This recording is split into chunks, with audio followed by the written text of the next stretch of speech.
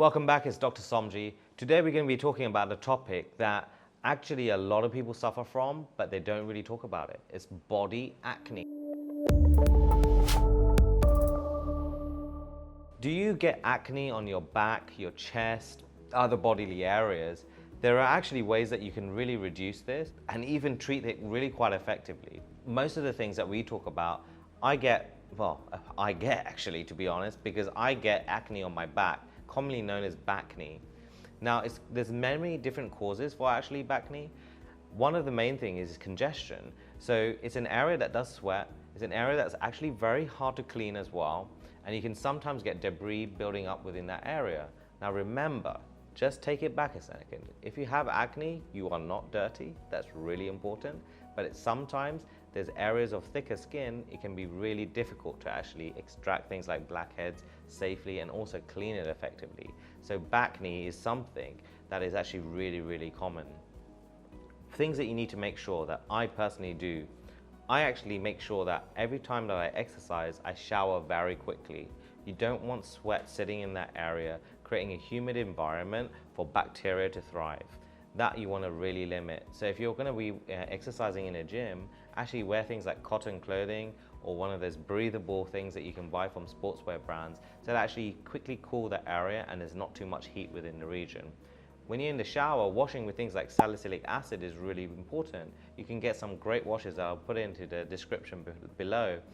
Afterwards, you want to be able to actually put something over that area. So if you're prone to oiliness around the back region, as well as loads of blackheads and kind of essentially congestion within the area, topical salicylic ointments are also fantastic too. And you can also get this in spray form, which is a lot easier to apply over the back area. Just make sure if you do sweat during the day, sometimes even some powders and stuff over that area are really fantastic as well, and they can be really quite useful just to prevent the amount of sebum that's produced within the region. And if you lower the sebum, then you lower the irritation, you lower bacteria levels, and also you'll get less spots. One of the other triggers for acne in other areas is hormonal. So particularly within female adult hormonal acne, you can get high levels of what we call androgens or androgen sensitivity. These are natural hormones that are produced within the skin, but the effects on the skin are not great. So you increase the amount of sebum that's produced, you get that oily skin. Again, a perfect breeding ground in closed areas for bacteria. If the acne bacteria proliferates, i.e. gets more, then you'll get more irritation, you'll get little clusters of under the skin bumps, hence you'll get those pustules, those spots that we all hate, and even cystic acne as well. So there are things that you can do to also reduce that androgenic negative effect. First is with your diet, so a low glycemic diet, so not a diet not high in sugars, has proven to reduce the amount of acne. There are also what we call hormonally correct diets that you can speak to your nutritionist about to reduce the hormones. I may even make a video about that actually. So if you click subscribe, when we make that video, you'll be the first one to know. Another thing that you can do with androgens is also look at certain types of medication. So medication that I prescribe for female adult hormonal acne is spironolactone. Spironolactone reduces that receptor sensitivity. There's no exogenous hormones given, but it really is good at controlling female adult hormonal acne. It starts working after about 3 or 4 months. There are some side effects as with any medication, so it's important to speak to your doctor to make sure that you are suitable. And then many doctors like to prescribe oral contraceptives. So if you actually give some estrogen to the patients, it balances out that androgenic effect.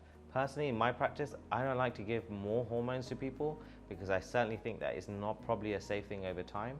But that's not backed by empirical evidence. That's just from what I'm seeing over the time period and also logic. Hey, I don't want to give people so many hormones than they actually need. So this is a reason why I tend to prescribe a lot more spironolactone. Like I said, what you wear is really important. If you cover that area a lot, then yes, you're going to get a lot of heat within that area. So wear cooling clothing, like what I always say, and always make sure when you're at home, you allow the area to breathe quite nicely. So there we are. Those are my top tips for body acne. Just remember, reducing the amount of sweating is really important. You can do this actually even by injecting Botox underneath the armpits. It really helps quite well. There's also some great like machine-based treatments for sweating. The other area where you can actually get acne is in areas where you get a lot of friction. So I personally sometimes get it in the inner thigh area where sometimes you have hair follicles as well. So to prevent this, you can actually get laser hair removal within that area, removes the follicle, reduces an area where acne bacteria can actually multiply, and you don't get so much acne within that region. So in conclusion, there are a number of things that you can do to reduce acne on the body, starting with your diet to daily habits, as well as treatments that you can have in the clinic and medications.